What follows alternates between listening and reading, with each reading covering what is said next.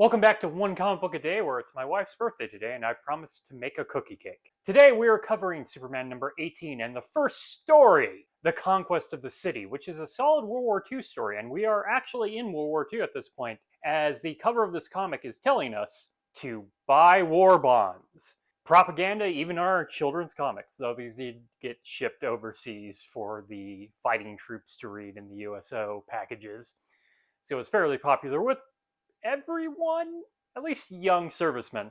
This is a strange Superman story to begin with, as Clark Kent is walking through the city and is completely upset that no one is reacting to the fact that there is a war going on. Everyone's just having a peaceful day, trying to pretend, there isn't horrible atrocities happening across the sea. But no, Superman seems to think we should be panicking?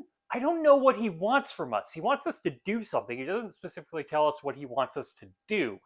So should we be screaming through the streets, yelling, "We're all going to die"? Building machines constantly? Like, people deserve to, not have to live with the reality the entire time, Clark. So Clark writes an expose, a whole opinion piece about how we should wake up and do something, which he gets applauded for. Once again, he doesn't specify what we should be doing. He's just upset we're not doing something.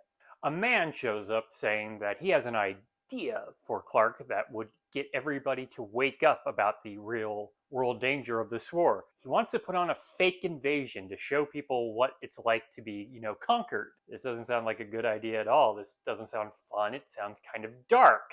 But Clark agrees with them. I don't like you, Clark, in this story. So they plan this fake invasion, which is going to be broadcast on the radio, but everybody in the city of Metropolis is going to be involved in some way. Unfortunately, this is all a trick because, Clark's stupid. This guy is actually the head of the Fifth Column. You remember the Fifth Column? They are a Nazi sympathizer group. And I can actually say Nazi sympathizing group now that he actually does say Heil Hitler to his troops when he shows up. Yep, Hitler does exist, not just that not Hitler, the Hitlerganger. I should have called him Hitlerganger from a few issues ago. So the invasion starts off and everyone thinks it's fake, but very quickly they start, using actual guns. They make Clark dig his own grave and then shoot at him. Of course, the bullet does nothing to him, but he falls into the grave so he gets enough time to become Superman. Bright blue costume, red cape, doesn't like Nazis. So now Superman has to go around stopping this invasion that he allowed to happen. Luckily, as with every scenario that happens in Metropolis, the bad guys didn't come up with a plan to deal with Superman.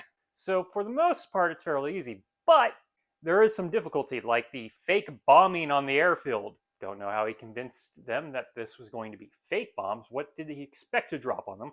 Which Superman easily catches and throws away, saving the airfield and saving people from being shot and thrown into their own graves to dig. Man, how did he think that was a good idea? That's so dark. Eventually, Superman puts the Nazis in their place, that place being on the ground and in prison where they deserve to be. But there's one last thing. Lois was supposed to take a fake bomb into the Daily Planet for reasons that were not quite clear. And as she shows up, she seems to have missed the whole fact this invasion is real, even though she was walking through the streets to get here. And everyone starts panicking because they know it has to be a real bomb. Superman shows up and she still doesn't believe that this is a real bomb, so he picks her up and takes her.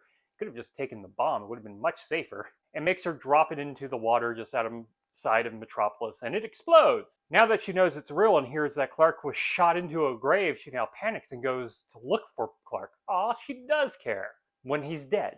And she runs to find that he's completely fine. Superman has returned to the grave and dressed up like Clark, and he makes up some excuse about not being shot. Like, there is a deeper meaning in this comic about how people will go along with anything due to patriotic ideas. I don't think that was intended, and in no way does it really go into this. And I kind of wish it did. So there's an idea here that I really like, but because it's not dealt with at all, we just kind of get this simple World War II story that gives Superman something to do, and hey, at least it's not a mob story. Okay, that is it from Superman number 18, The Conquest of the City. If you enjoy this video, please like and subscribe. Hit the bell icon to get notification when a new video goes up. I do this Monday through Friday, but Fridays is Bat Friday, where I cover a Batman story in either Detective Comics or Batman. And until next time, let us ponder the question, whatever did happen to the Man of Tomorrow? And who would think a fake invasion would be a good idea? Okay, have a great day.